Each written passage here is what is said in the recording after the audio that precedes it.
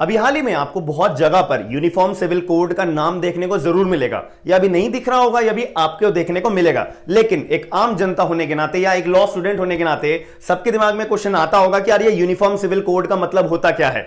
आज इस वीडियो के अंदर मैं आपको पूरा का पूरा डिस्कस करूंगा कि ये मुद्दा आया क्यों, अमित शाह जी ने जो है ये मुद्दा किस वे में बोला है और क्या होने वाला है पूरे देश में यूसीसी को लेके, यूनिफॉर्म सिविल कोड को लेके पूरी वीडियो के अंदर हम डिस्कस करेंगे। सबसे पहली बात, हमारा जो यूनिफॉर्म सिविल कोड है इसका मतलब क्लीन तौर पे ये होता है कि आर्टिकल नंबर 44 हमारे भारत के संविधान में एक प्रोविजन डाला गया है कि अगर आप एक शादी करना चाहते हो, अगर आप डिवोर्स लेना चाहते हो, अगर आपके पास कोई भी पुश्तैनी जमीन आने वाली है या कोई भी मुद्दा होता है, तो ये हमारा यूनिफॉर्म सिविल कोड से गवर्न्ड होना चाहिए। ऐसा हमारा भारत का संविधान में ये बात बोलता है। लेकिन प्रैक्टिकली तौर पे बात करी जाए, हमारे देश में बहुत सारे पर्सनल लॉज हैं।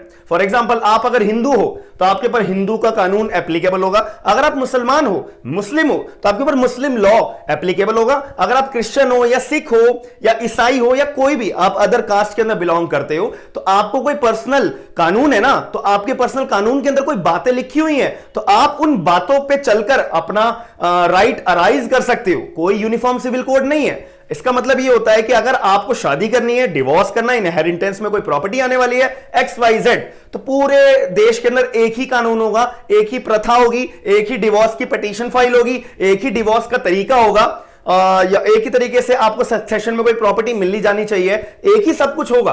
पूरे देश में ट्रांसपेरेंसी लाके एक ही कानून बनाया जाएगा जिसको बोलते हैं यूनिफॉर्म सिविल कोड। तो इसीलिए भारत के अंदर हमारा जो संविधान है उन्होंने भी ये बात रखी हुई है। लेकिन और इनफैक्ट सुप्रीम कोर्ट ने भी बात बोल रखी है कि आर्टिकल नंबर 44 को हमारे देश के अंदर आप लोग अगर लागू कर सकते हो सरकार, तो आप कर लो, बहुत अच्छा रहेगा। लेकिन बहुत सारी डिस्प्यूट्स भी आते हैं, बहुत सारी अदर कम्युनिटीज है, रिलीजियस कम्युनिटीज है जिसको नकारती है कि नहीं भाई, हमारे को जरूरत नहीं है, हम अपने देश में, हम भारत के अंदर हमारे जो पर्सनल लॉज कहता है हम उसको इंप्लीमेंट करके अपना जीवन अच्छे से चला रहे हैं। इनफैक्ट बहुत सारे लोग फेवर में भी हैं, बहुत सारे लोग इसके अपोज में भी हैं। लेकिन अमित शाह ने अभी रिसेंटली इस बात को बोला है कि नहीं भाई, हम जो है पूरे देश में यूनिफॉर्म सिविल कोड को लागू करके रहेंगे। इसका मतलब मैंने आपको बता दिया है, यूसीसी का मतलब। अब बाकी सारी बातें आपको पूरे के पूरे वीडियो के अंदर मैं बताऊंगा। तो हम वीडियो को स्टार्ट करते हैं। मेरा नाम है आयुष, आप देख रहे हैं स्मार्ट एंड लीगल गाइडेंस।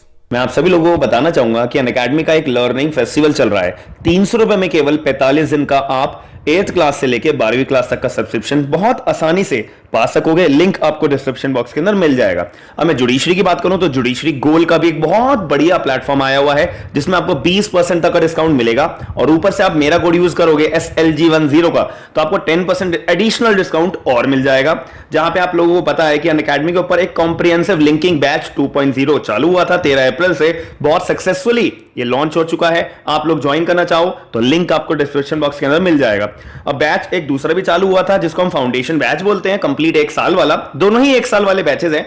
आप लोग ज्वाइन करना चाहो तो इजीली कर सकते हो। और आपको पता है हमारी जुडिशरी के प्लेटफॉर्म के ऊपर मेंस की टेस्ट सीरीज भी चलती है अनअकैडमी के ऊपर, और लाइव डाउट सॉल्विंग सेशंस तो होते ही होते हैं, और मेंटरशिप के सेशंस भी होते ही होते हैं। इसको हम बोलते हैं अपना जुडिशरी का आइकॉनिक बैच, जिसमें ये सारे बेनिफिट्स आपको मिलते हैं। जैसे प्लस के जो बेनिफिट्स हैं वो तो मिलेंगे, लेकिन live doubt solving sessions, 1-to-1 mentorship, ये सारे एक्स्ट्रा फीचर्स आपको आइकॉनिक बैच के अंदर देखने को मिलेंगे।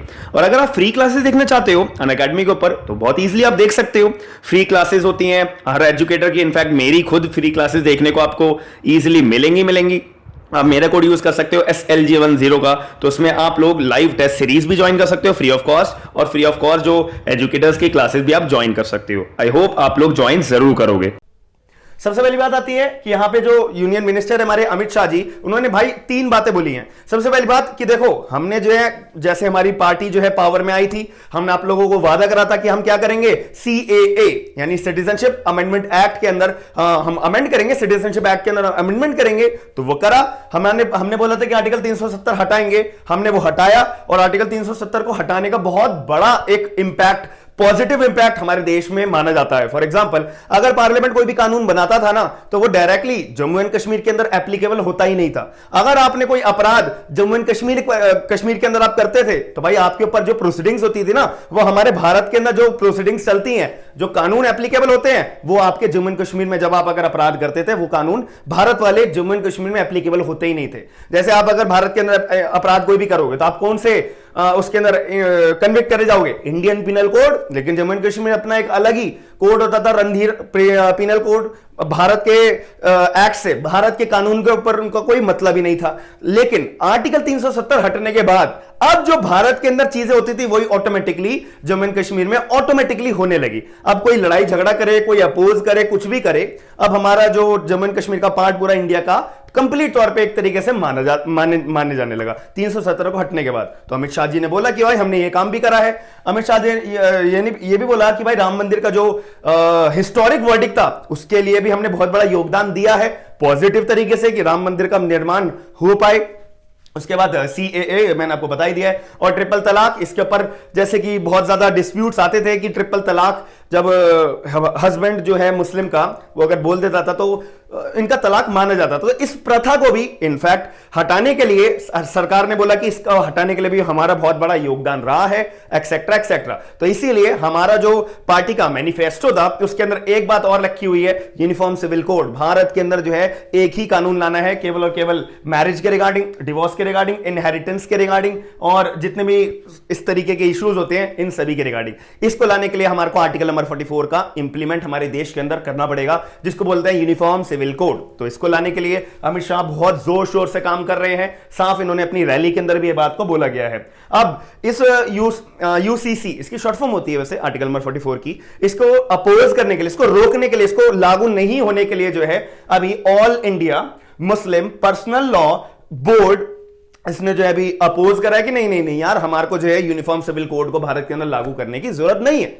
ये अभी इन्होंने इसको अपोज करा हुआ है, लेकिन आगे चल के ये कितना अच्छे से इंप्लीमेंट होगा, कितना अच्छे से इंप्लीमेंट नहीं होगा, ये अमित शाह ने अपनी बातों में एक बात को बोला है कि जैसे कि इन्होंने एक बात और बोली कि देखो सबसे पहली बात हम क्या कर रहे हैं, अमित शाह जी हम क्या कर रहे हैं, अभी जो हिल स्टेट्स हैं जैसे कि उत्तराखंड में भी बीजेपी की सरकार है, तो उत्तराखंड में भी पूरी की पूरी संभावना है कि बस कुछ दिनों में ही वहां पर हमारा यूनिफॉर्म सिविल कोड एप्लीकेबल हो जाएगा, और हाल ही में जितने भी और हिल स्टेट्स होंगी वहां पे एप्लीकेबल होता रहेगा। धीरे धीरे हम पब्लिक के एनालाइज करेंगे कि भाई कैसा रिस्पॉन्स आ रहा है UCC के एप्लीकेबल करने के बाद में। उसके बाद जब अच्छा लगेगा तो हम पूरे देश में अलग अलग जगहों पे जो है एप्लीकेबल कर देंगे क्या, UCC यूनिफॉर्म सिविल कोड। इस बात के ध्यान में रखते ही जो हमारे यूपी के डिप्टी CM थे केशव प्रसाद मौर्य, इन्होंने भी बोला कि बस कुछ दिनों में हम भी अपने स्टेट के अंदर यानी कि उत्तर प्रदेश में भी हम जो है यूनिफॉर्म सिविल कोड पूरे के पूरे उत्तर प्रदेश में हम एप्लीकेबल कर देंगे। तो आपका पॉइंट ऑफ व्यू बताइएगा कि आप यूनिफॉर्म सिविल कोड को पूरी तरह समझ चुके हो, जो मैंने आपको अपनी वर्ड्स में समझाया है,